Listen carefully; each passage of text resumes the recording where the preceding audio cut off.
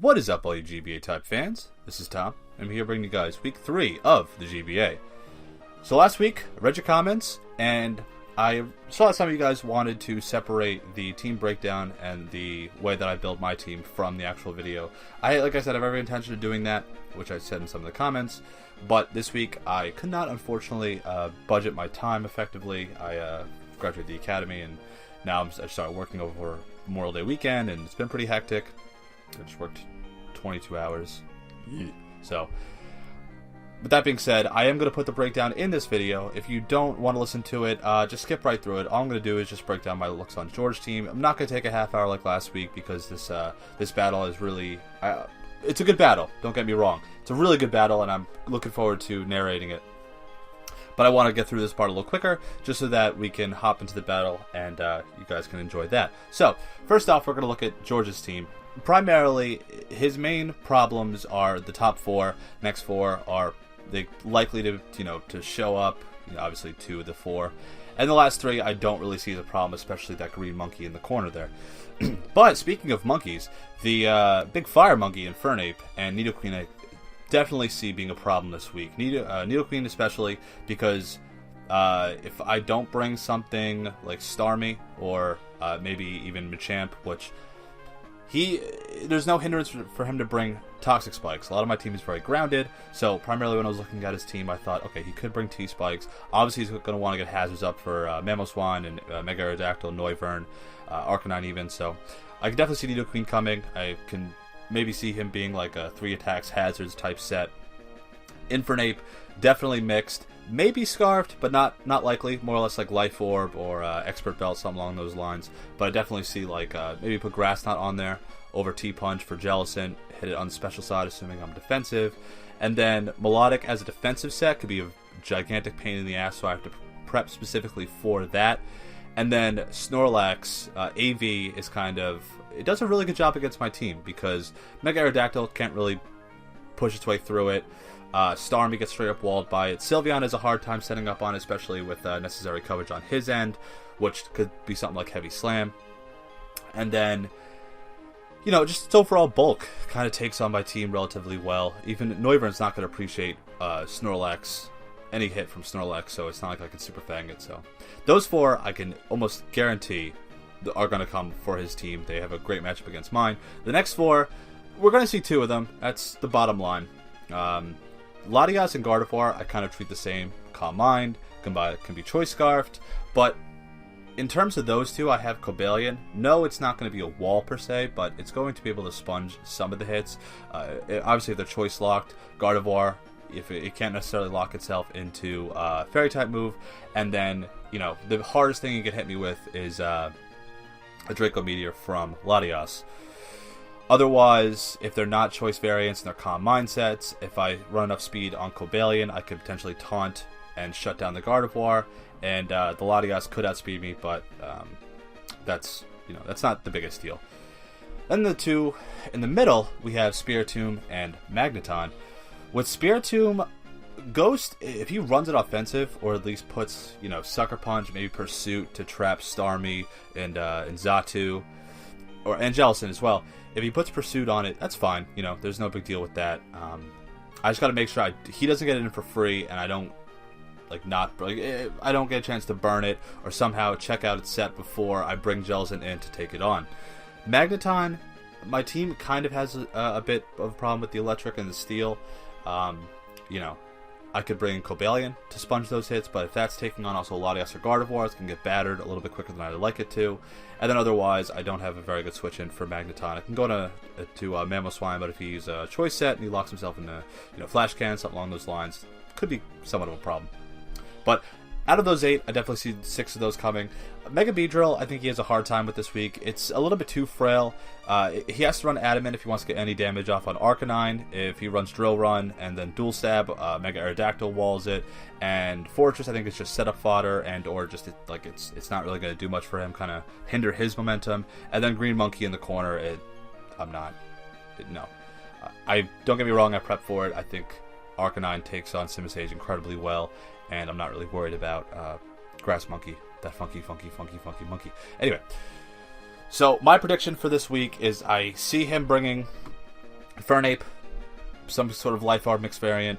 Let's see, Melodic. I see a defensive set with Scald, Rest, Toxic, because I can't really bring in Jellicent for free if he does go for Toxic. And in Nidoqueen, I see some sort of offensive type with Hazards, AV Snorlax, and then in the middle, I don't know, Latias or Gardevoir, and I definitely stick a Combine or a Choice Scarf variant, and then Spiritomb or Magneton, relatively offensive, maybe not choiced or just bulky with offense. So that's my prediction for this week. Now we'll go into my team. So my team this week, it's a little bizarre. I like it though. I really like this team. I think for what my purposes are in terms of team building, I especially like how I built this team. So my core is going to be 2 defensive Mons. We're going to have a defensive Arcanine with no Fire Stab, because on his team he has a lot of ways to take on Fire Stab. So I'm not comfortable with going for Will-O-Wisp, because then he can go to Melodic at the Marvel scale. You see, I have not many good special attackers, and once he gets the Marvel scale boost on Melodic, he realizes that he could pretty much just like outwall my entire team. So not really going to status if I don't need to, but I'm running no Fire Stab, and I'm not really going to go into super depth with this team because I do face George again. I don't really want to give out a lot of my secrets. I'll kind of just go broadly over my team, and if you guys have any other questions, I'll talk about it in the comment section, but I don't really want to give out too much. But things I did give out to George when we battled is this Jellicent set. So, in my team building, my front office and I, we had a conversation, right? And we came down to the idea that if I ran Speedy Jellicent, right, Speedy Jellicent could outpace the Melodic. Go for Taunt, shut it down. Can't Toxic, can't Recover. I'm going to run Toxic as well, and that could pretty much kind of not cripple the Melodic, but puts it on a timer. And he can't, if I taunt, he can't recover, and he has a hard time hitting me if I run Water Absorb. And then he kind of comes into a little bit of a hard time there.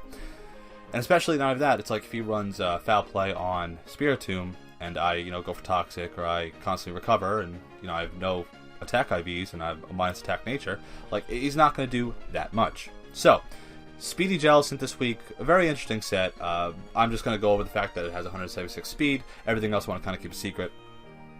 This Mega Aerodactyl set is also kind of weird. It's a careful Mega Aerodactyl.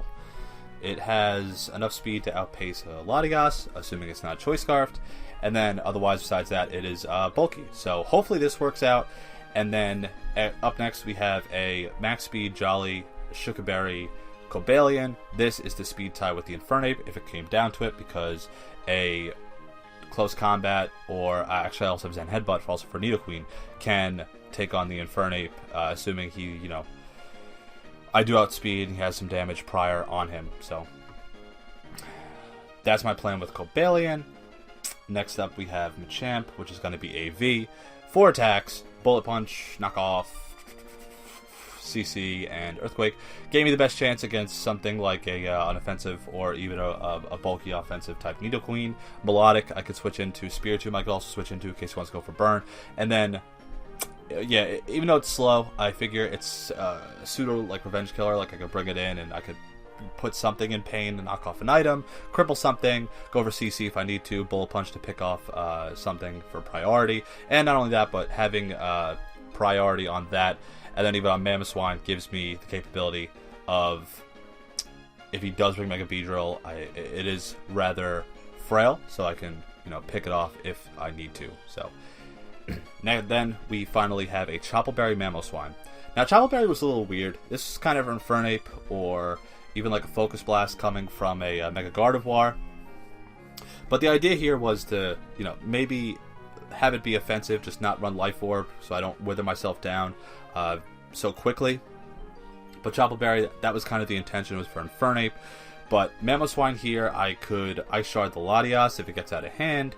I played around with Freeze Dry, wasn't really the best idea. Earthquake is still going to do a lot to a Melodic, even if it's defensive. Snorlax takes on Mamoswine relatively well, so that's kind of the only thing. But the way my team is going to break down, I have Cobalion to take on Gardevoir or Latias. I have the Mega Aerodactyl. It has enough investment to take on Infernape's Fire Blasts or Flare Blitz or Close Combats relatively well. Nidoqueen, Sludge Waves, Mega Beedrills, U-turns, Poison Jabs, Knockoffs, all very well. Latias after one Draco does, assuming I'm Mega, it does like 46 to 55 or 54%. And then I could kind of roost off the damage, and he's either forced to switch out, or I go for Crunch and I get off big damage, or kill him, depending on how much Rocks damage he has on him. Jellicent is to take on the Melodic, as well as the Spiritomb, and I think that's pretty much it. It can also kind of take on Nidoqueen, and then Arcanines for Infernape. With the Rocky Helmet, it can chip away, assuming he goes like Mach Punch, or Flare Blitz, or Close Combat, or Thunder Punch, or even Grass Knot for that matter, because Grass Knot, even though it's a special, does actually make contact. So, and so does Draining Kiss, fun fact. Machamp is for a Melodic in case it, goes for Scald. If he burns me, that's the best case scenario for me. And then I also, for Nidoqueen, assuming he goes to like Sludge Wave or Earth Power, I could relatively take those hits and kind of fire back with something. And then Mamoswine is just a revenge killer and can chip away or knock off a lot of things. Not literally knock off, but knock out a lot of things, assuming I get the proper opportunity to, because these past few weeks I have not. But I have a feeling that'll change. So, that being said, we're going to hop into the battle. 11 minutes I think is fine for this section.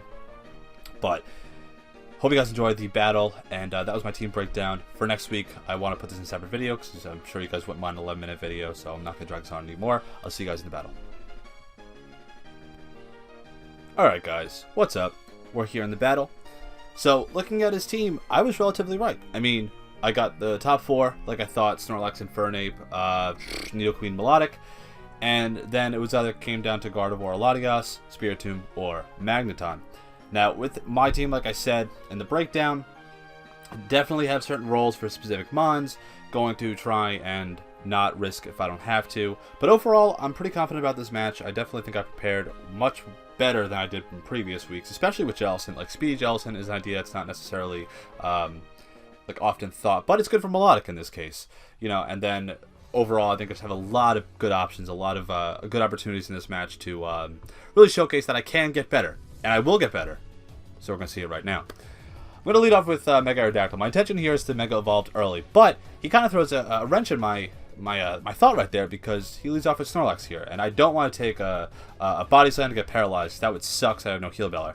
I don't want to go, like I thought Heavy Slam was coming, and I really not about that, because I was looking at the calcs, like 73 to 87%, and there it is. So he's going to go for Heavy Slam, and like I was not okay with Mega Aerodactyl. Even if it was Mega Evolved, it was still going to take a lot of damage, and that really was not my bucket list to have that happen early. So, I go into Arcanine. He takes Rocky Helmet damage. That's fine. I'm going to make a switch out here into Jellicent, thinking he's going to go into Melodic because I had an Arcanine out. Now, Arcanine can't really do much to a Jellicent or to a Melodic, so I thought, yeah, maybe a double would be in my best favor. He goes into Latias. Not really okay with that, because I want to see if he has... I don't want to go take a Draco or Dragon Pulse, or even like a Psyshock, or Psychic. But actually, he showcases the Energy Ball. So that doesn't do much to Cobalion. It does, 33 damage, which is, like, okay. But I am here. I'm going to go for Rocks, right? And I'm going to set up Rocks. He's going to go to Nidoqueen, probably with the same intention, because I obviously Cobalion doesn't get Earthquake, and the only thing I can really do is Zen Headbutt. And if he has, even if he's an offensive variant with no HP investment, I think Zen Headbutt only does like 37 to 43%. Level 50. So I'm going to go here into Machamp. Now, this might seem a little foolish, and I'm going to hedge my bets right here, right? Now, Machamp early seems to be a little brash. Now, my idea here is that he's a special Nidoqueen, and bringing in Machamp would allow me to kind of sponge a hit and maybe knock off. Actually, my play here is just to knock off, so I want to, see if I can get some good damage off on Nidoqueen, kind of get an idea for a set. But he actually is physical, so that does a lot of damage. But I'm going to go for knockoff, and knockoff what we see right here is his E-Belt. Now, a little bit of a fun fact about this exchange here, these first few turns, up to a certain turn, which I'll get to in a minute. George and I had to recreate this battle 4 times. We DC'd 3 times, and the 4th time we finally got it right. And so here this is what you're seeing, like the recreation. All these turns are pretty much verbatim. The switches, the moves, no crits, which is really nice. So here he goes for Earthquake, thinking he could probably chip off the Machamp, assuming I stayed in. But instead, go into Jellicent. I'm going to recover. And then here comes kind of a difficult choice. So right here, I have to make a choice, right? I see that he has an Energy Ball, so I'm not going to stay in. But on the same token, there's no reason for him not to go to Draco. So with that in mind, right here I'm forced to make kind of a choice. What here wants to take a Draco on my team? We saw Machamp, kind of low on HP, didn't like the calc for a Draco Meteor, and at the amount of HP that I'm at, probably going to die. So not going into Machamp. Jellicent, I don't want to take a Draco because if this thing gets knocked out, Melodic kind of becomes a problem that I don't have a way of dispatching very easily. Arcanine, same case. Mamoswine, hell no, dude. That's destroying that thing. So unfortunately, we're going to find out real quick if this careful Aerodactyl did in fact works. Even though I didn't Mega Evolve it yet, it's what I'm forced to do. I think I picked Mega Aerodactyl as well because, you know, I could do chip-ish damage to Melodic, or, you know, I could maybe revenge kill some things, but this is the best candidate right now to take a Draco Meteor. And with that in mind, with the rocks up and all that, it's going to get knocked down to low enough that, so with rocks up, and the fact that this thing has defog and nothing else, and I have Rabbit Spitter on me, I'm going to get some scouting here. So I'm going to try and Mega Evolve here. I'm going to try and Roost. We find out he's Scarf. But you know what? All things considered, you might consider this a bad play, and I'm sure someone else is going to consider this a bad play. I don't. You know why? Because I got valuable information. We find out that his Latios is Scarfed. It's not E-Belt. It's not some sort of like Mind Plate or anything, or Twisted Spoon. It's Choice Scarfed, right? So with that in mind, this now allows me to bring in Mamoswine for free. I can go for Ice Crash. I'm not going to, though, because he still has a Snorlax. But with Latios being Scarfed in mind, that is good information for me to have, because now I can figure out how to dispatch that later on in the match with things like Cobalion. Now, your argument for me could be I just go into Cobalion on that second Draco, but Mega Aerodactyl wouldn't be able to live rock, so I'm not going to do that. A knockoff, I checked the calcs here. Earthquake, not going to do enough. He's going to be on very low, and I have no reason for him to stay in. So, right here, he makes a really good play, goes for Seed Bomb. I think I had 8 seconds left making this play. I had the choice of going either into Arcanine or going into Jellicent, and Seed Bomb was a good play on his end. Obviously, he's not going to take contact damage because it's a bomb, right? So, now I'm going to go into Arcanine, get the attack drop with the Intimidate. Now, I'm not worried about the Jellicent having that damage hit on it. It's defensive. Obviously, it has enough bulk to take those hits. Not comfortably, but obviously I could have recovered. I don't really want to stay in and continue taking Seed Bombs. Maybe he can crit me. And Jellicent is still, see, right there. See, there's the crit. See, I told you. Jellicent still has a purpose later on. I'm not okay with taking that risk so soon. So I'm going to go here. He's already intimidated. I think right here I just go for the Will-O-Wisp. Yep. I went for Morning Sun initially just to kind of see his last set because I saw 3 moves. I saw Heavy Slam, I saw, now we see Earthquake, Seed Bomb, and I assume Return because, you know, why not? Maybe Pursuit or Crunch for the Jellicent, but I think Seed Bomb was a better choice for him there. Go for Will-O-Wisp, not going to do that much damage, but now he's going to switch out and maybe thinking I'm going to go for a second Will-O-Wisp or maybe like a Fire move. Not the case. I'm going to try and recover up. A good play for him to get Melodic in. And I think here he has to make a choice here. Does he go for Scald? Does he go for Toxic? If he goes for Scald, I can go into Jellicent. But I'm not going to. Because you know why? I'm going to find out if he has a Toxic first. I'm going to see if, you know, if he's going to make that prediction. I really don't want Jellicent to get Toxic. So, you know, instead, I'm going to go into my Guts boosted AV Machamp. And here with the rocks and the Toxic damage, this Machamp took damage early on. I realize that it's kind of buffered. I have no way to get his HP back up. It doesn't have Drain Punch. It has Close Combat.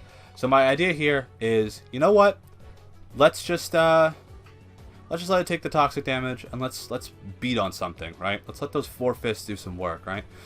So he's gonna switch out here. He's not gonna let this thing take Close Combat. Instead, he'll sack off his Snorlax. So not a 6-0. Whee! Here I'm gonna go for another knockoff because I thought he might go into Nidoqueen. He also, I kind of want to knock off the Leftovers. That was kind of a play I had in mind. But now he can come in here for free with either the Latios or the Infernape. He's going to go for Mach Punch, and yeah, I'm a little ahead of myself. But with the Infernape, with him going for Mach Punch, I got to see a little bit of his set. I had the idea here maybe going into Arcanine, but not yet. We're okay. I'm not worried about this. I also thought he could go for U-turn, so I brought in I brought in Arcanine. He could just run for U-turn and got out and puts me in kind of a detrimental situation. So maybe just let Arcanine come in for free, not bring it in on a pivot for him to get him into a better situation. Here, he's going to switch out. I think I believe here he goes back into Melodic. And what I'm going to do right here is... I think I make the... No, I go for Bulldoze. I thought I made the double here. I go for Bulldoze, see how much damage it does. That does damage, but with that in mind, I am right here going to go... I'm not going to stay in, because, you know, Machamp fell down. But I think I'm glad that it took out Snorlax. Maybe it could have did more if his Nidoking was special, but that's okay.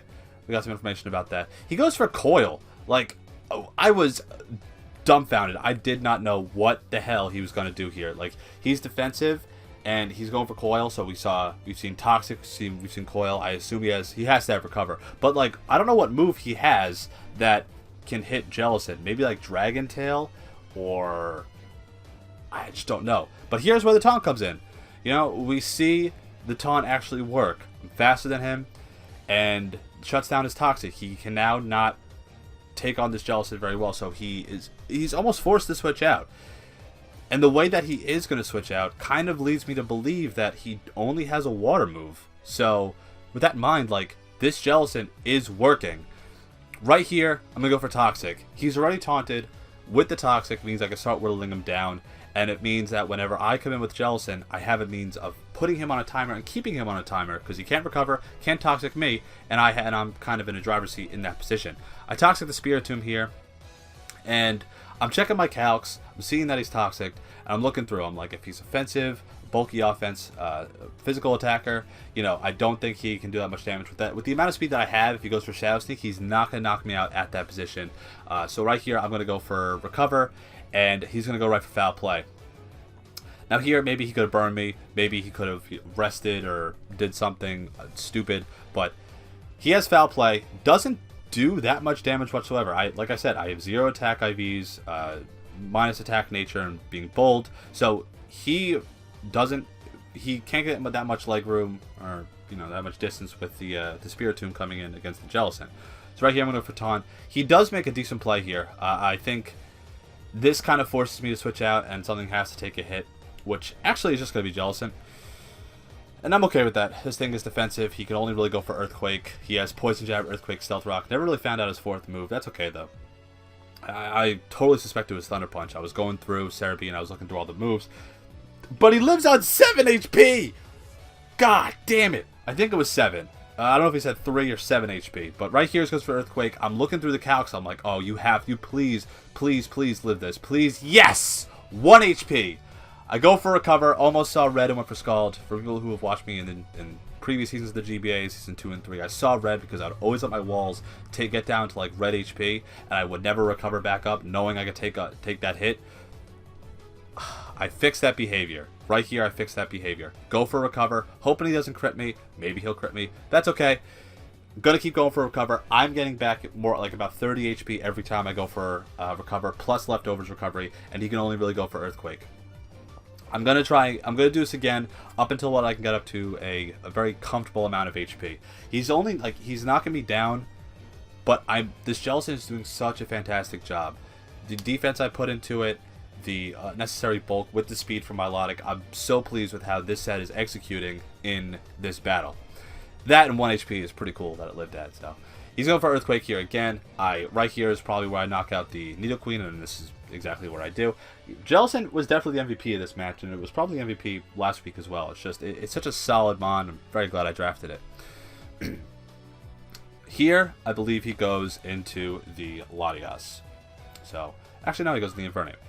But I'm going to switch out, and I'm going to go into the Arcanine. And like I said in the Team Builder, my intention here going into Arcanine was, I think that he's maybe a naive nature with Grass Knot.